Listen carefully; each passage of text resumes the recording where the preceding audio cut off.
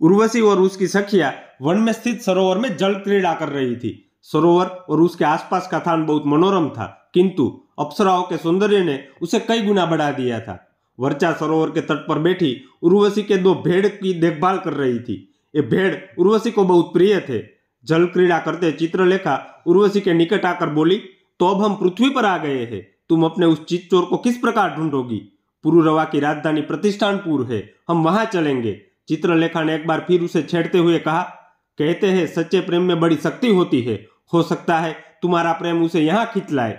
उर्वशी ने उसे तिरछी नजरों से घूरा, किंतु चित्रलेखा पर इसका कोई प्रभाव नहीं पड़ा। अच्छा, यह तो बताओ उर्वशी, जिसे तुमने देखा ही नहीं है उसके प्रति इतना आकर्षण कैसे है? जो वस्तु आवरण में होती है वह अधिक आकर्षित करती है। मैंने पुरुरवा को देखा नहीं है, किंतु उसकी प्रशंसा सुनकर मेरे मन में उसे जानने की इच्छा जागृत हुई। मैं मन ही मन उसका चित्र खींचने लगी। मेरे मन में जो उसका चित्र है, मैं उसे उसके वास्तविक रूप से मिलाकर देखना चाहती हूँ। तो बिना देखे ही चित्तचोर की छवि मन में बसा रखी है। उसे देखे बिना, मिले बिना यह दशा है, तो मिलने पर क्या होगा? यही तो मैं भी जानना चाहती हूँ कि महाराज पुरुरवा से मिलकर क्या दशा होगी। वह मेरी कल्पना के अनुकूल होंगे या उससे अधिक?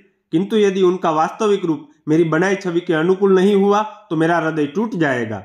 चित्रलेखा ने प्यार से उसके कंधे पर हाथ रखकर कहा, महाराज पुरुरवा की छवि उस छवि से कहीं अधिक सुंदर होगी जो तुमने बनाई है। अपनी सखी से आश्वासन पाकर उर्वशी के दिल को तसल्ली हुई। वह प्रसन्न मन जल क्रीड़ा करने लगी। तभी उसे सरोवर के पास के पेड़ों के झुरमुर में कुछ हलचल महसूस हुई।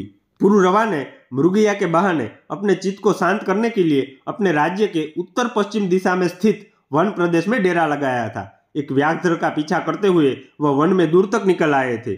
उनका अश्व भी थक गया था, अतः वह विश्राम के लिए एक स्थान पर बैठ गए। पसीने की बूंदें उनके माथे पर उभरी हुई थी। बालों से भी पसीने की एक धार निकलकर कान में पहने हुए कर्णफूल के पास आकर बूंद के रूप में ठहर गई थी। उस पर पड़ने वाली सूर्य किरण में वह इस प्रकार चमक रही थी कि कर्णफूल में जनित रत्न की कांति भी फीकी लग रही थी। होता भी क्यों नहीं, पसीने की बूंदें किसी रत्न से कम कहाँ होती है। पसीने की बूंदें जब धरती पर गिरती है तभी उसकी कोख से अंकुर फूटते हैं। पसीना बहाकर ही शिल्पकार बड़े बड़े राजप्रसादों का निर्माण करते हैं। मनुष्य की प्रकृति का बीज है यह पसीने की बूंदें। अपनी थकान मिटाने के पश्चात पुरुरवा अश्व को पानी पिलाने के लिए किसी सरोवर की तलाश में पुनः आगे बढ़ने लगे। कुछ आगे चलने पर उन्हें एक स्थान पर जल पक्षी उड़ते दिखे। वह उस स्थान की तरफ बढ़ गए। उर्वशी को बार बार ऐसा प्रतीत हो रहा था कि कोई है जो उन लोगों पर दृष्टि रखे है। किसी अनिष्ट की संभावना से उसका मन घबरा उठा। उसने अपनी सखियों को मन का डर बताकर उस स्थान से चलने को कहा। जब वह लोग सरोवर से बाहर निकल रही थी तभी पेड़ों के झुरमुट के पीछे से एक राक्षस निकलकर उसकी तरफ बढ़ा। अपनी तरफ एक राक्षस को बढ़ते देखकर सभी अप्सराएं भय से कांप उठी। वह राक्षस तेजी से कदम बढ़ाते हुए उर्वशी की तरफ बढ़ा। उसने बलात् उर्वशी का अपहरण करने का प्रयास किया। उर्वशी भय से चीख उठी। सरोवर की तरफ बढ़ते पुरुरवा के कानों में एक स्त्री की सहायता के लिए पुकार के स्वर पड़े। उस स्त्री की सहायता करने के लिए वह उस तरफ भागे जहां से वह स्वर आ रहा था। जब वह सरोवर पर पहुंचे तब उन्होंने देखा कि एक राक्षस एक स्त्री को जबरन खींचकर ले आ रहा था। उन्होंने उस राक्षस को ललकार कर चुनौती दी, सावधान, यदि तुमने स्त्री को नहीं छोड़ा तो भयंकर परिणाम भुगतना होगा। उस राक्षस ने क्रोध से भरी लाल आंखों से पुरुरवा को घूरा और बिना कोई जवाब दिए पुनः उर्वशी को उसकी भुजा पकड़कर खींचने लगा। उसके इस प्रकार अवहेलना करने से पुरुरवा को भी क्रोध आ गया। उन्होंने उस राक्षस पर बाण चला दिया। बाण जाकर उसकी भुजा में घुस गया। वह पीड़ा से तिलमिला उठा। क्रोध में फुफकारता हुआ वह पुरुरवा की तरफ दौड़ा। पुरुरवा तथा उस राक्षस के बीच द्वंद्व आरंभ हो गया। सभी अप्सराएं घबराकर एक ओर खड़ी हो गई। दोनों के बीच का द्वंद्व भयंकर हो गया था। कभी राक्षस पुरुरवा पर भारी पड़ता तो कभी पुरुरवा उसे पटक देते। उर्वशी अपना भय भूलकर विस्मित नेत्रों से अपनी रक्षा के लिए आए उस पुरुष को देख रही थी। सुडोल बलिष्ठ शरीर, लंबे घुंघराले बाल जो द्वंद्व करते हुए बार बार चेहरे पर आ रहे थे। द्वंद्व करते हुए भी चेहरे पर एक सौम्यता थी। यह सब देखकर उर्वशी के मन में यकीन हो गया कि यह अवश्य ही महाराज पुरुरवा है। चित्रलेखा भी उर्वशी के मन के भावों को समझ रही थी। उसे भी इस बात पर विश्वास हो गया था कि रक्षक बनकर आया यह वीर महाराज पुरुरवा ही है। उसने धीरे से उर्वशी के कान में कहा, क्या विचार है? वास्तविक छवि तुम्हारे मन में बसी छवि से श्रेष्ठ है कि नहीं? यह तो उससे कई गुना अधिक मोहक छवि है। दोनों सखियां पुरुरवा के बल और सौंदर्य की चर्चा करने लगी। पुरुरवा ने अपने बल से उस राक्षस को परास्त कर दिया था। अपने प्राण बचाने के लिए राक्षस वहां से भाग गया। पुरुरवा ने अप्सराओं के सम्मुख आकर कहा, देवियों, अब भय का कोई कारण नहीं है। वह दुष्ट राक्षस अपने प्राण बचाकर भाग गया है। उर्वशी ने उन सभी अप्सराओं की तरफ से उसे धन्यवाद देते हुए कहा, हे वीर, हम सब अपने रक्षक का परिचय जानने को उत्सुक है। हे देवी, मैं महाराज पुरुरवा हूँ। यह क्षेत्र मेरे राज्य में आता है, अतः आप लोगों की रक्षा करना मेरा दायित्व था। कुछ रुककर पुरुरवा ने कहा, आपके अनुपम रूप को देखकर प्रतीत होता है कि आप देवराज इंद्र की प्रिय अप्सरा उर्वशी है। जी, मैं स्वर्ग लोक की अप्सरा उर्वशी हूँ। अपने सखियों के साथ पृथ्वी पर भ्रमण करने आई थी। इस सुंदर सरोवर में हम सब जल क्रीड़ा कर रहे थे, तभी वह दुष्ट आ गया। मेरा डेरा यहाँ से कुछ ही दूर पर है, आप लोग चलकर वहां विश्राम करें। महाराज पुरुरवा का निमंत्रण सुनकर पुंजिकस्थला सामने आकर बोली, महाराज, निमंत्रण हेतु धन्यवाद, किंतु मेरा हृदय विचलित हो गया है। मैं स्वर्ग लोक वापस जाना चाहूंगी। अन्य अप्सराओं ने भी पुंजिकस्थला की बात का समर्थन किया। चित्रलेखा जानती थी कि उर्वशी महाराज पुरुरवा का निमंत्रण स्वीकार करना चाहती है। वह आगे आकर बोली, मैं इन सबके साथ वापस स्वर्गलोक चली जाती हूँ। उर्वशी महाराज का आतिथ्य स्वीकार करे। सभी अप्सराओं को यह बात ठीक लगी। उर्वशी ने भी चित्रलेखा की बात का समर्थन किया। वर्चा ने दोनों भेड़ उर्वशी को सौंप दिए। उन लोगों के जाने के बाद पुरुरवा ने उर्वशी से कहा, देवी, मैं तनिक अपने अश्व को पानी पिला लूं, फिर आपको अपने शिविर में ले चलता हूँ। पुरुरवा अपने अश्व को पानी पिला रहा था और उर्वशी उसे निहार रही थी। उर्वशी और पुरुरवा को साथ में समय व्यतीत करते हुए एक सप्ताह से भी अधिक समय बीत गया था, किंतु दोनों को ऐसा लगता था कि जैसे वो अभी कुछ क्षणों पहले ही मिले हैं। जितना वह दोनों एक दूसरे के साथ समय बिताते थे, उतना ही अधिक दोनों की साथ रहने की इच्छा बलवती होती जा रही थी। महाराज पुरुरवा अनुभव कर रहे थे कि जिस प्रेम की व्याख्या उनकी रानी औसिनरी ने की थी, वह उर्वशी के प्रति उसी प्रकार के प्रेम की अनुभूति कर रहे हैं। उर्वशी उसी प्रकार से उनके जीवन का अभिन्न अंग बन गई थी, जैसे फूल में सुगंध। वह यह जानते थे कि उर्वशी एक अप्सरा है, उसे वापस इंद्रलोक जाना पड़ेगा, किंतु यह विचार मन में आते ही उनका मन विचलित हो जाता था। अतः वह हर क्षण उर्वशी के साथ रहते थे। उर्वशी का भी ऐसा ही हाल था। जीवन में पहली बार वह इस प्रकार एक पुरुष की तरफ आकर्षित हुई थी। पुरुरवा एक वीर पुरुष था, किंतु उसके चेहरे विशाल वक्ष के भीतर एक बहुत ही कोमल हृदय था। कठोरता और कोमलता का ऐसा अनोखा संगम उर्वशी ने पहली बार देखा था।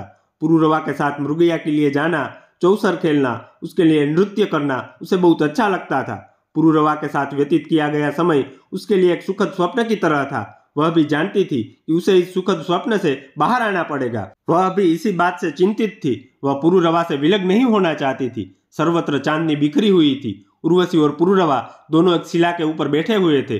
दोनों ही शांत थे।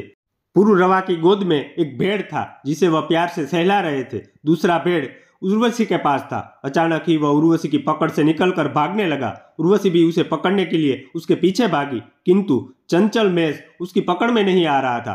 पुरुरवा कुछ देर तक बैठकर यह संघर्ष देखते रहे, किंतु जब भेड़ उर्वशी के वश में नहीं आया तो वह उठे और सधे कदमों से चलते हुए भेड़ के पास गए। इससे पहले कि वह सावधान होता, उन्होंने उसे पकड़ लिया। उन्होंने जिस तरह भेड़ को पकड़ा उसे देखकर उर्वशी ने आश्चर्य से कहा, आपने कितनी चतुराई से इस भेड़ को पकड़ लिया। पुरुरवा ने भेड़ उर्वशी को देते हुए बड़े दार्शनिक भाव से कहा, मनुष्य कितना भी चतुर और फुर्तीला हो, किंतु समय की बहती धार को नहीं रोक सकता है। वह तो अपनी ही गति से आगे बढ़ता जाता है। उर्वशी ने भेड़ अपनी गोद में बिठा लिया, पर वह पुरुरवा की बात का आशय समझ नहीं पाई थी। पुरुरवा ने समझाया, उर्वशी, मैं तुमसे कितना अधिक प्रेम करता हूँ, यह शब्दों में समझा पाना मेरे लिए कठिन है। तुमसे बिछड़ने का विचार मेरे हृदय को बाण की भांति चुभता है। क्या ऐसा नहीं हो सकता है कि तुम सदा के लिए मेरी होकर यहीं रह जाओ? पुरुरवा के मन की बात सुनकर उर्वशी मौन हो गई। वह भी पुरुरवा के साथ रहना चाहती थी, लेकिन वह अपनी विवशता जानती थी। उसने अपनी व्यथा बताते हुए कहा, महाराज, आप मेरी विवशता को समझिए। मैं चाहकर भी यहाँ नहीं रह सकती हूँ। मैं एक अप्सरा हूँ। मेरा कार्य देवताओं का मनोरंजन करना है। मुझे देवराज इंद्र की सेवा में प्रस्तुत होना ही होगा। मुझे एक मानवी की भांति प्रेम करने अथवा घर बसाने का अधिकार नहीं है। अपनी बात कहकर वह पुरुरवा के वक्ष में मुंह छिपाकर रोने लगी। पुरुरवा समझ गए कि उनके सुखद सपने के टूटने का समय आ गया है। उर्वशी वापस इंद्रलोक चली गई।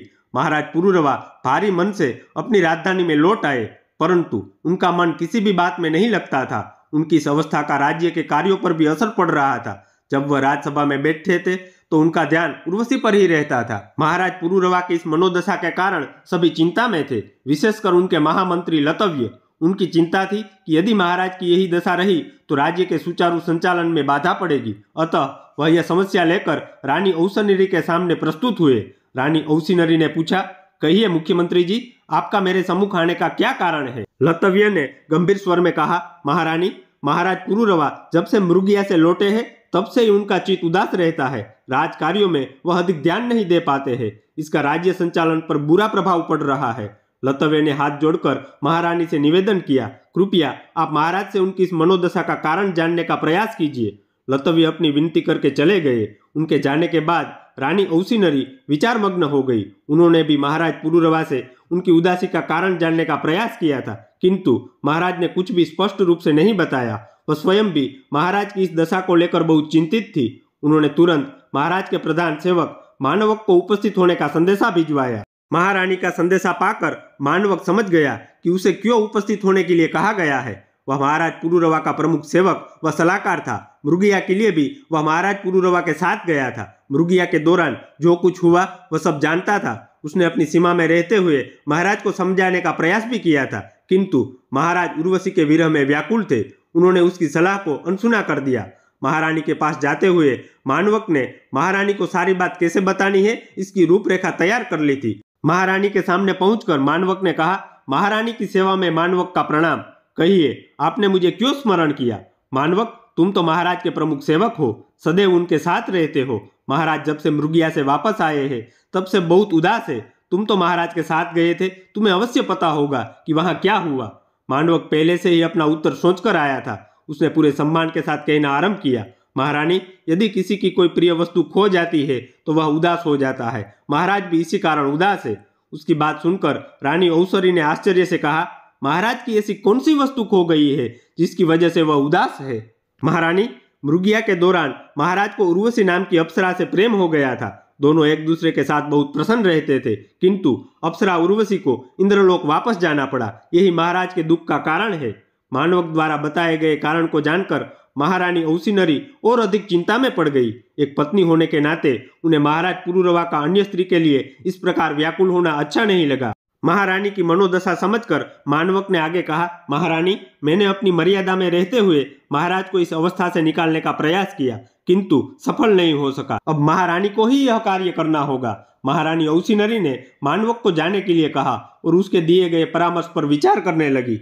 क्या महाराज पुरुरवा उर्वशी से फिर से मिल पाएंगे या फिर रानी औसिनरी महाराज पुरुरवा को समझाने में सफल होगी? ये जानने के लिए कहानी के अगले पार्ट तक बने रहिए। तब तक के लिए नमस्कार।